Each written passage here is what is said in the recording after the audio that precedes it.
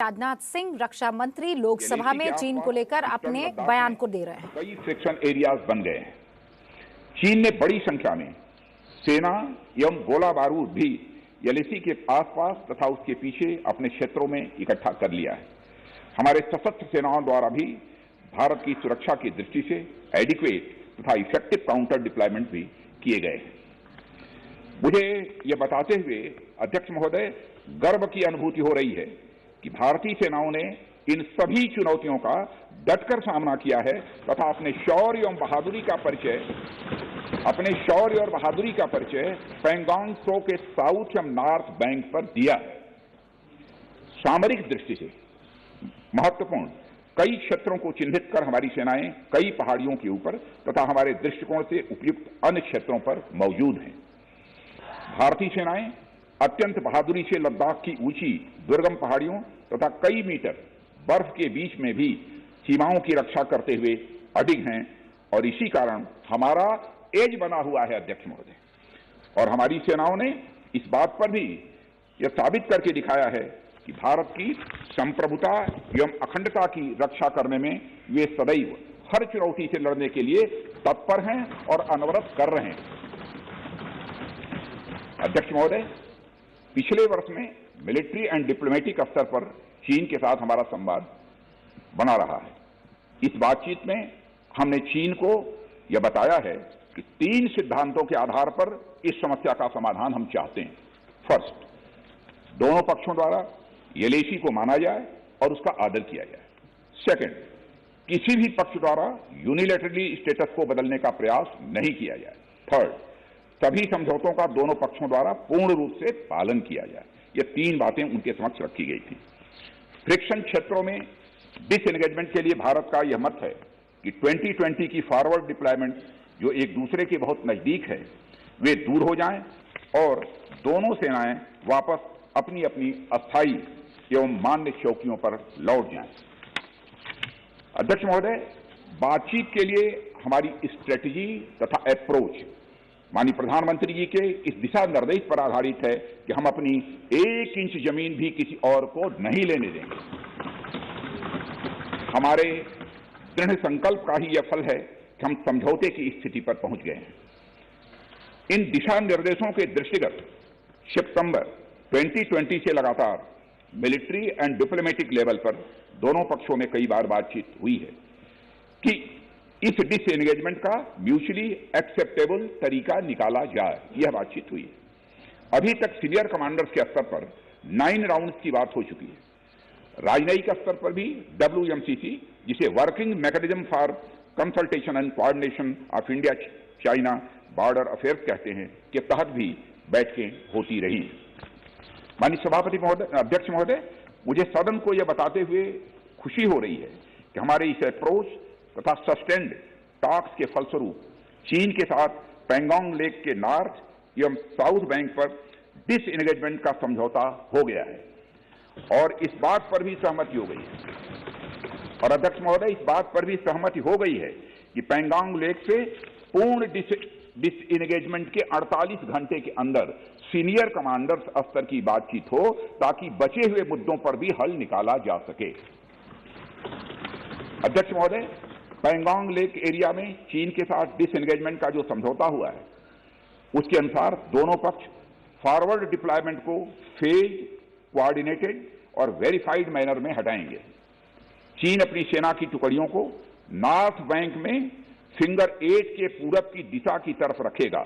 मैं फिर से दोहराना चाहता हूं अध्यक्ष महोदय, चीन अपनी सेना की टुकड़ियों को नॉर्थ बैंक में फिंगर 8 के पूरब की दिशा में की तरफ रखेगा। और आप रुक जाइए, मैं बताता हूँ, रुक जाइए। माननीय सर, प्लीज बताएंगे माननीय राजनाथ सिंह जी।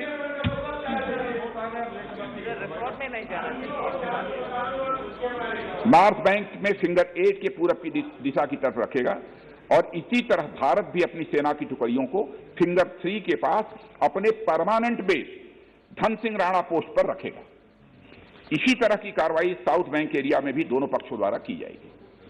ये कदम आपसी समझौते के तहत बढ़ाए जाएंगे तथा जो भी निर्णय आदि दोनों पक्षों द्वारा अप्रैल 2020 से नॉर्थ एंड साउथ बैंक पर किया गया है उन्हें हटा दिया जाएगा और पुरानी स्थिति बना दी जाएगी। अध्यक्ष महोदय, यह भी तय हुआ है कि दोनों पक्ष नॉर्थ बैंक पर अपनी सेना की गतिविधियां, जिसमें परंपरागत स्थानों की पेट्रोलिंग भी सम्मिलित है, को अस्थायी रूप से स्थगित रखेंगे। पेट्रोलिंग तभी शुरू की जाएगी जब सेना एवं राजनयिक स्तर पर आगे बातचीत करके समझौता बनेगा और इस समझौते पर कार्रवाई कल से नॉर्थ एंड साउथ बैंक पर प्रारंभ हो गई है। और अध्यक्ष महोदय, सदन को इस बात की भी मैं जानकारी देना चाहता हूं कि मेरी अभी तक की जानकारी, माने स्टेटमेंट देने के लिए जब मैं सदन में आ रहा था तब तक की जो जानकारी है, मेरी अभी तक की जानकारी के अनुसार जो समझौता हुआ है उसका क्रियान्वयन अभी तक, मैं फिर से दोहरा, अभी तक ठीक तरीके से हो रहा है। अभी तक दोनों तरफ से सारी बख्तरबंद गाड़ियां अपने परमानेंट बेस पर वापस जा चुकी हैं, यह हमको जानकारी मिली। अध्यक्ष महोदय, मैं इस सदन को आश्वस्त करना चाहता हूं कि इस बातचीत में हमने कुछ भी खोया नहीं और आगे की बात नहीं बोलना चाहूंगा। अध्यक्ष महोदय, आगे की बात नहीं बोलना चाहता। मैं फिर से बात दोहरा,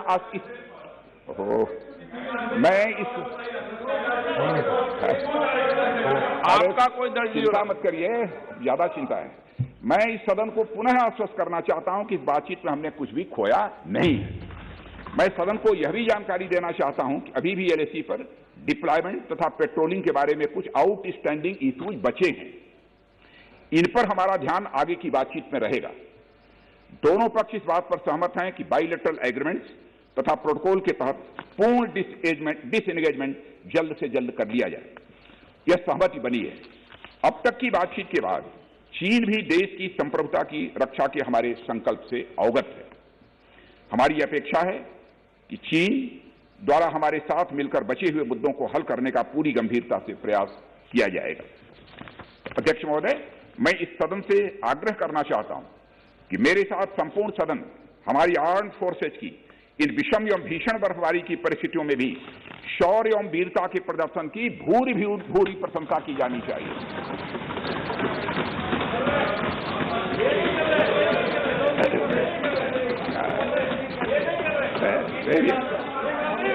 सभापति महोदय, अध्यक्ष महोदय, मैं यह भी कहना चाहता हूं कि जिन शहीदों के शौर्य और पराक्रम की नींव पर डिसएंगेजमेंट आधारित है, उन्हें देश सदैव याद रखेगा। अध्यक्ष महोदय, मैं आश्वस्त हूं कि यह पूरा सदन, चाहे कोई भी किसी दल का क्यों न हो, देश की संप्रभुता, एकता, अखंडता और सुरक्षा के प्रश्न पर एक साथ खड़ा रहेगा और एक स्वर से समर्थन करता है कि यह संदेश केवल भारत की सीमा तक ही सीमित नहीं रहेगा बल्कि पूरे विश्व तक जाएगा। अध्यक्ष महोदय, इन्हीं शब्दों के साथ आपको बहुत बहुत धन्यवाद। अध्यक्ष महोदय, आइटम नंबर 22 श्री राजकुमार सिंह। तो आप राजनाथ सिंह को सुन रहे थे। राजनाथ सिंह रक्षा मंत्री सीधे तौर पर यह कह रहे थे कि आन बान और शान को किसी भी कीमत पर खरोच तक नहीं आने देंगे। उन्होंने ये भी कहा, महत्वपूर्ण चीज, कि 1 इंच जमीन नहीं दी है चीन को। बहुत क्लैरिटी के साथ उन्होंने कहा है कि ये बलिदान कभी भी हिंदुस्तान नहीं भूलने वाला है।